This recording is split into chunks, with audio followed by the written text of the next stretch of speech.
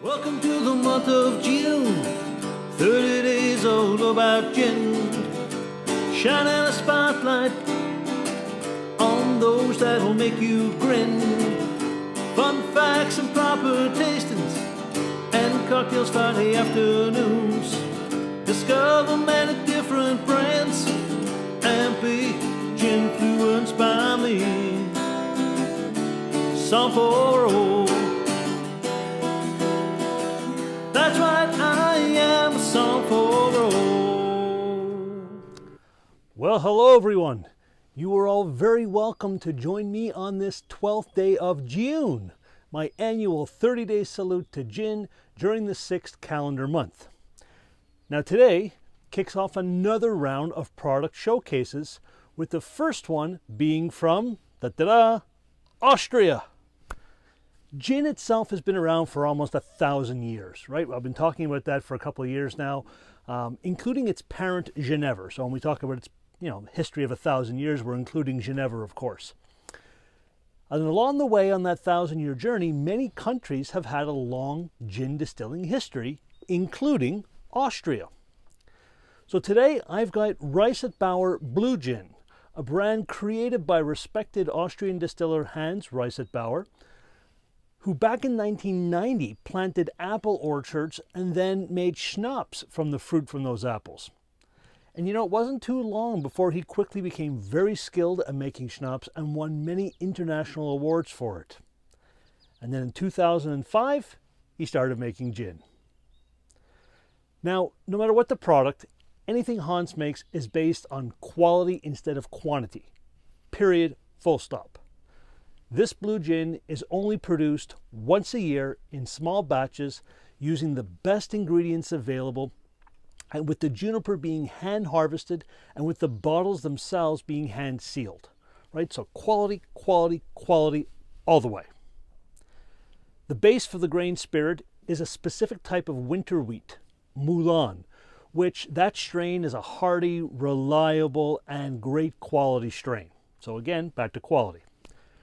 The gin itself is pot stilled with 27 secret ingredients. Secret, love that word. The distillery itself is fairly sustainable, as it reuses water from heat cycles in the distillation process, and it actually has a rooftop system that almost powers the entire facility, making it almost self-sufficient. So kudos for the sustainability. Also, any seeds from the fruit that are used, right, part of that secret ingredient, so there's fruit in there, and any seeds from that fruit are removed prior to being used in the gin, prior to that maceration. Hans does this as he does not want any bitterness from the seeds to maybe affect the gin. He's not even taking the chance. He also only uses spring water from an alpine Austrian pasture that is practically naturally pure. There's very, very little lime and sodium in the water. It's all been tested. Again, it's all about quality. Keeping with that quality line, right, only the hearts of the distillation are used. So I talked about that last week. Hearts are the middle part. Heads, hearts, and tails. Hearts are always the highest quality, the most pure. So these guys only use the hearts. And the end result is a 43% alcohol by volume, triple distilled spirit. Let's see what it holds in store. So first, we're going to calibrate our nose, right? 3 raises, and we're going to take a big inhale on the 4th one. So 1, 2, 3. Now we're ready. That's a clean nose. The citrus pops right out. Medium piney, that piney juniper. Getting grapefruit pith. Getting some Middle East spices, maybe some turmeric, coriander in there as well. Maybe a little bit of ginger. And then herbal notes come along. Overall, very inviting nose. Now we taste. Sláinte.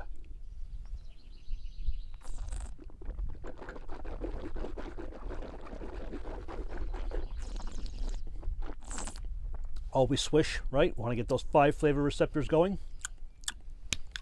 So on the palate, again, very clean, right? That resiny pine is up front. It's closely followed by citrus notes, some slight savory herbal notes now, warm spices, and there's a bit of a woodsy back tone. Long finish, that resin, that pine from the juniper, right? Little resiny, citrus, big citrus, and some of that bark notes that comes from probably cassia that's being used in there. You know, really enjoyable on the palate. So full disclosure, my bottle found its way to me courtesy of my executive producer and her recent travels to Europe. Domestically, it is not available in Ontario currently, but it has been in Quebec at the SAQ recently, and it retailed for $49.95 Canadian when it was available. I think they're out of stock now, but it may be coming back, so keep our eyes out for that. In the US, I'm seeing it online for between 47 and 48 USD. By American standards, that's slightly high pricing for a gin, but again, keep in mind, this is a high quality product and a very clean product. Overall, I think it's a great addition to the bar for gin cocktails, such as gin and tonics, martinis, vespers, etc., etc. And there we go, folks. There we have it. Blue gin from Austria. Now tomorrow I'll be showcasing another international gin, and I invite you to follow along on Instagram, Facebook, and YouTube. Please don't forget to both share and like my posts. Very important. Until tomorrow, my juniper loving friends, stay safe, be well, and cheers from Sam for all.